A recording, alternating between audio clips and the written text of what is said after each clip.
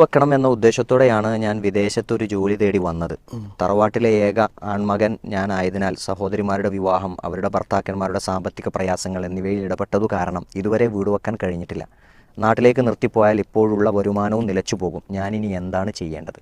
ഒരാളുടെ ജീവിതത്തിൽ സമ്പാദിക്കാവുന്നതിനൊരു കപ്പാസിറ്റി ഉണ്ടായിരിക്കും. ഇപ്പം എനിക്ക് എൻ്റെ ഒരു കുടുംബത്തെ സംരക്ഷിക്കാൻ കഴിയും. പക്ഷെ ഒരു 10 കുടുംബത്തെ ഏറ്റെടുത്താൽ അത് നമ്മുടെ ശമ്പളം കൊണ്ട് പറ്റുമോ? എത്ര കാലം ജോലി ചെയ്താലും പറ്റുമോ? അപ്പോൾ എന്താ വെച്ചാൽ ഇയാൾ ഈ കഷ്ടപ്പെടുന്നത് കൊണ്ട് ഒരു പ്രയോജനമില്ലാതാവുകയാണ് യഥാർത്ഥത്തിൽ ചെയ്യണത്. അതിനർത്ഥം പെങ്ങളെ കെട്ടിക്കേണ്ടതൊന്നല്ല.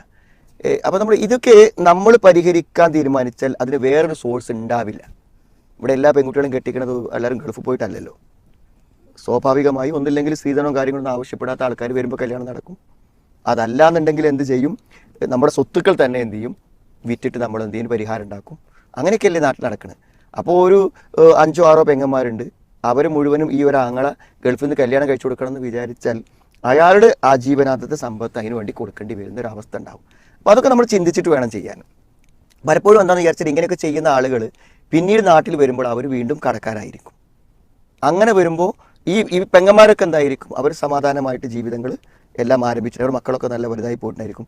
പക്ഷെ അവരൊന്നും പിന്നീട് എന്താണ്, ഞങ്ങളെ സഹായിച്ചത് കൊണ്ടാണല്ലോ ഇദ്ദേഹം ഇങ്ങനെ ഒരു ദരിദ്രവാസി ആയത്, അതുകൊണ്ട് എന്ത് ചെയ്യുക, നമ്മൾ അദ്ദേഹത്തെ ഇതുവരെ ഒരു വീടുണ്ടായിട്ടില്ലല്ലോ, അവിടെ അദ്ദേഹത്തിന് ഒരു വീടുണ്ടായിട്ട് മതി ഇനി കാര്യങ്ങൾ എന്നൊരു തിരിച്ചറിവ് പലപ്പോഴും എന്തില്ല, ബന്ധുക്കളുടെ ഭാഗത്തുനിന്ന് ഉണ്ടാവില്ല. അപ്പോൾ അതുകൊണ്ട് എന്ത് ചെയ്യണം? നമ്മുടെ കാര്യത്തെക്കുറിച്ച് നമുക്ക് എന്ത് ചെയ്യണം?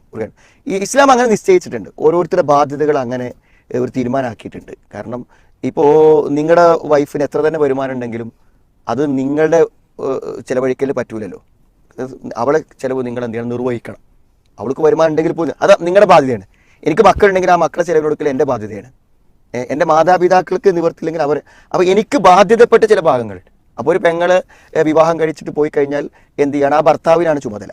പിന്നെ അവരെ മക്കൾ കെട്ടിക്കുമ്പോഴും നമ്മൾ എന്ത് ചെയ്യേണ്ടതില്ല, പറയാലോ. സ്വാഭാവികമായിട്ട് എൻ്റെ പെങ്ങളെ കല്യാണം കഴിഞ്ഞപ്പോൾ ഞാൻ കൊടുത്താലും അടുത്ത പെങ്ങളെ മക്കൾ വിവാഹം കഴിക്കാൻ വരുമ്പോഴും അവരെന്ത് ചെയ്യും? നമ്മളോട് പറയും, നിങ്ങൾ എന്തെങ്കിലും ചെയ്യുമെന്ന് പറയും. നമ്മൾ എന്തെങ്കിലും ചെയ്യണമെന്നല്ല പറഞ്ഞത്. പക്ഷെ അതൊക്കെ നമ്മൾ ഏറ്റെടുത്താൽ നമ്മുടെ മക്കളുടെ വിവാഹങ്ങളും നമ്മുടെ മക്കളുടെ പഠനങ്ങളും നമ്മുടെ നാട്ടിലേക്ക് തിരിച്ചു വരാനുള്ള അവസരങ്ങളൊക്കെ മുടങ്ങും.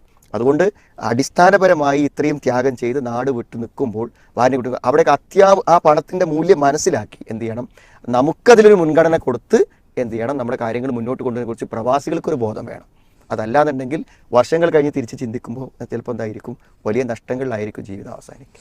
അത് ഈ പ്രവാസികൾ അതിന് നാട്ടിൽ വരുന്ന സമയത്ത് ഇപ്പോൾ യാത്രയോ മറ്റൊക്കെ ചെയ്യുകയാണെന്നുണ്ടെങ്കിൽ കൂടെ ഉള്ള ആളുകളുടെ കയ്യിൽ പൈസ ഉള്ള ആളുകളായിരിക്കും. എന്നാലും പ്രവാസിക്കൊരു ബോധമാണ്, ഇത് ഞാനാണ് ചിലവാക്കുന്നത്, വണ്ടിക്ക് എണ്ണ അടിക്കേണ്ടത് ഞാനാണ്, ഭക്ഷണത്തിന് കൊടുക്കേണ്ടത് ഞാനാണെന്നുള്ളൊരു സ്വയം ബോധ്യം അങ്ങനെ വരുന്നൊരു സാഹചര്യമുണ്ട്.